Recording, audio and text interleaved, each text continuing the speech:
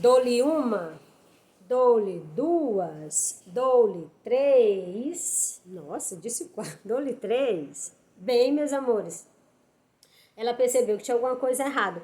Ué, os meninos, os alunos do quarto ano e do quinto ano, não deixam os alunos do primeiro ano brincarem. E brincar aonde? Na hora do intervalo, impedindo-os de brincar na quadra. Então, na hora da quadra, eles se valiam que eram maiores e mais fortes, não é? Ah, eu tô no quarto ano. Ah, eu tô no quinto ano. Ah, você tá no primeiro ano. É bem pequenininho? Não tem direito. Aqui é na hora que eu quiser. Quando eu estiver cansada, aí vocês brincam na quadra. A Anitta percebeu o que era que estava acontecendo. E olha que a Anitta, ela percebe e ela não fica parada só olhando aquela situação, não é? Porque a Anitta poderia ter ficado assim. Ela poderia ter ficado lá como a funcionária da escola. Meu Deus, que meninos mal educados, gente. Será que esses meninos não entenderam que não é assim que a pessoa convive? Que horror, quanta falta de educação não deixa os pequenos. Será que a Anitta ficou só assim?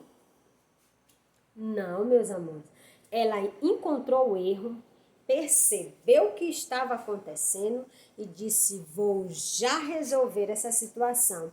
E é isso que nós iremos encontrar. É essa situação, nós vamos traçar um plano, organizar uma maneira de resolver essa situação. E vocês, como resolveriam essa situação? E nós, como resolveríamos essa situação? E se isso acontece lá na escola? Algumas vezes a professora percebeu que quando chega a hora do intervalo, os pequenininhos sempre ficam lá atrás, porque os grandão querem chegar e pegar logo o lanche. E como eles são pequenininhos, não tem muita força, às vezes eu vejo pequenininho lá, não é? Mas aí vem a tia e organiza tudo direitinho. Ela não organiza, epa, epa, epa, essa fila aqui é para esse, essa fila é para esse. E ela deixa tudo organizado e tudo corre muito bem, não é? Mas por quê? Porque a tia vai lá e ela interfere. Ela vê que está errado e ela organiza tudo e coloca tudo no seu devido lugar. E todo mundo lancha aquele lanche gostoso do seu Sampaio. E todo mundo fica feliz e todo mundo aproveita, não é? Então, e para resolver a situação, o que a Anitta deveria fazer? Só tem uma quadra, o horário de intervalo não é como o horário de intervalo lá da nossa escola, que cada nível tem o seu horário de intervalo. É um intervalo único para todos os anos daquele nível, então o quarto, o quinto, o primeiro, o segundo e o terceiro ano está todo mundo ali. O que fazer?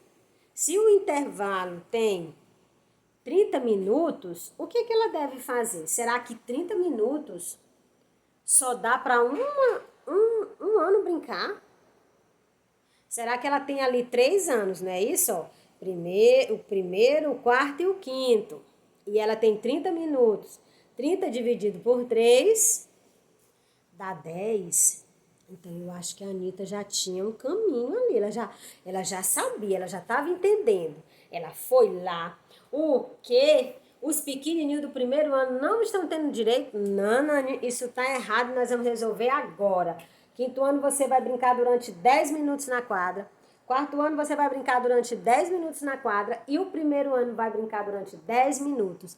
E ponto final. E não quero questionamento, porque todos têm direito a brincar. Por que só vocês têm direito a brincar? Isso é errado. Por que eles não podem brincar também? Eles podem e devem brincar. Só porque eles são menores do que vocês, mas eu estou aqui para defender eles. E acabou essa brincadeira. Agora, a partir de hoje, todo mundo vai ter, cada um 10 minutos para brincar. Passou os seus 10 minutos, cede a quadra para o outro. Resolveu.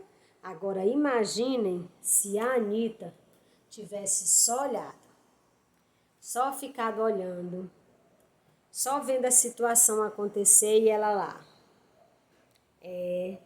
Tá difícil. Vou chamar a direção. Eu não vou me meter nisso não, porque eu não quero confusão para mim. Então eu vou, ó. E para nossa realidade hoje? Já que nós estamos falando de coragem, não é se colocar no lugar do outro. E então, será que uma criança na idade de vocês, no horário da aula, tem que estar vendendo bala no trânsito? O que ela deveria estar fazendo naquele horário de manhã? Ela tinha que estar lá vendendo, trabalhando com 7 anos, 8 anos, segurando aquela caixinha, esperando que um cristão baixe o vidro do carro para que ela compre uma balinha. Não, meus amores. Ela tem que estar onde? Na escola. E se nós vermos uma situação dessa? E pior, se nós vermos um adulto lá perto, supervisionando e fiscalizando. Se eles não forem quando o sinal fecha, o adulto vai lá e dá uma prensa neles e manda eles irem. Será que a gente ia ver aquilo e ia ficar só olhando e dizendo, meu Deus, que homem ruim, que homem grosseiro? É preciso ter muita coragem para chegar lá e mudar aquela situação, não é? Mas também não precisa ir com grosseria e tentar. Tem muitas maneiras de você entrar em ação. Não é só você de fato ir lá e agir. É claro que naquele momento você vai lá e vai ver aquela situação e vai dizer, não, isso está errado. Aí você pode acionar os órgãos responsáveis, pode acionar um policial, pode acionar o juizado de menores, pode acionar uma série de organizações que podem ajudar nesse sentido. Mas aí você vai e liga, você vai e faz uma denúncia, você vai lá e clica na internet, isso tudo são ações que você está fazendo. Então isso quer dizer que você teve a coragem de agir naquela situação, teve a coragem de ir lá e resolver. Não, chega, o que é isso? Isso não pode acontecer, não, vamos mudar essa situação. E é exatamente o que eles fazem, o que a pessoa, o que nós devemos fazer. Foi exatamente o que Josias fez. Ele se colocou lá no lugar e ele viu, gente, as pessoas estão corrompidas. Meu Deus, esse povo até um certo tempo, não é? Já tinha se passado, é claro, muito tempo, desde que Moisés tinha tirado, não é? Pelo poder de Deus, tinha tirado os hebreus lá do cativeiro do Egito. Mas ele diz, meu Deus, que povo ingrato, esse povo passou. É claro, né, que os antepassados dele passaram 400 anos sendo escravos no Egito, aí Deus liberta. Eles reclamam de tudo durante o trajeto até a terra prometida, desafiando o poder de Deus. Aí Deus manda comida, Deus manda água, Deus manda tudo o que é necessário para que eles vivam. Aí o povo se corrompe, faz um bezerro de ouro. E aí Deus castiga esse povo, não é castigar. Ele deixa lá eles ficarem vagando no deserto durante 40 anos, para que aquele povo que se corrompeu não entre na terra prometida, e sim os seus filhos e filhas. E aí o povo tem acesso à terra, se beneficia da terra, tem uma vida livre e feliz, e aí o povo se corrompe. Josias não aguentou só olhar para aquela situação, meus amados. Ele não aguentou só ver aquilo e dizer, nossa, que povo. Não, mas tudo bem, tá beleza, eu vou ficar aqui, eu conheço a Deus, tá ótimo, eu vou me salvar. Eles não vão se salvar, tudo bem, o problema é Deus, não tenho nada a ver com isso. Eu já aprendi mesmo, eu conheço a Deus, eu sigo Deus Todo-Poderoso, eu faço tudo que agrada a Deus, os outros já... Não vou me meter com esse povo não, porque senão vai entrar em conflito não é bom, deixa eles falar. José não fez isso, meus amores. Ele foi lá e se quietou e disse, é hoje que eu resolvo isso. É hoje que eu boto um ponto final nessa história. E aí ele agiu. E vejam que ele não usou de nenhuma violência, ele não obrigou a nenhum, porque a partir de hoje, ele não obrigou a ninguém. Ele foi lá só com a sabedoria que Deus deu para ele. E ele foi tocando no coração das pessoas. E ele foi fazendo com que as pessoas revisitassem o seu passado. E analisassem, né, nessa volta ao passado. Eles iam lá e viam, olha, meu pai era tão feliz, meu avô era tão feliz. E ele só acreditava em Deus e tinha uma vida tão maravilhosa. Eu acho que eu estou fazendo algo de errado. Acho que eu vou voltar para o meu amor primeiro. E aí voltava para Deus, sem nenhuma obrigação. Vocês entenderam? Bem, então vamos conhecer aqui um pouquinho de mais um cristão na história. E aqui nós vamos descobrir uma coisa bem interessante. Meus amores, houve um momento na história da humanidade que a imprensa foi inventada. E o que era a imprensa mesmo? Eles começaram a descobrir, eles descobriram uma maneira de imprimir as letras nas folhas. E essa letra, ela era impressa no papel e ela ficava lá, marcada no papel. Então, ela poderia ser lida. Eles descobriram uma maneira, viram que poderiam prensar as letras numa tinta e aí eles prensavam no papel e aquela letra ficava lá, marcada, impressa. Nós não temos uma impressora em casa que você vai lá dar um comando e ela sai o papelzinho? Essa é a máquina moderna que tem como mãe lá as primeiras prensas que foram inventadas. É a mãe dessa impressora que nós temos hoje, aquela jato de laser top, linda, maravilhosa, que sai com aquelas cores brilhantes, vivas. Ela é a filha, a mãezinha dela é aquela lá, aquelas impressorazinhas que era letra por letra que era impressa no papel. Mas por que, professora, que a invenção da imprensa está aqui? Vamos saber já já, eu vou ler para vocês aqui agora. A invenção da imprensa foi um marco na história dos cristãos. A Bíblia, que antes só era lida pelos sacerdotes e lida em latim, começou a ser traduzida pelos reformadores para as línguas comuns, como o alemão, o inglês e o português. E assim mais pessoas puderam ter acesso aos seus ensinamentos. Bem, meus amores, vocês já viram aqui que lá no início, não é?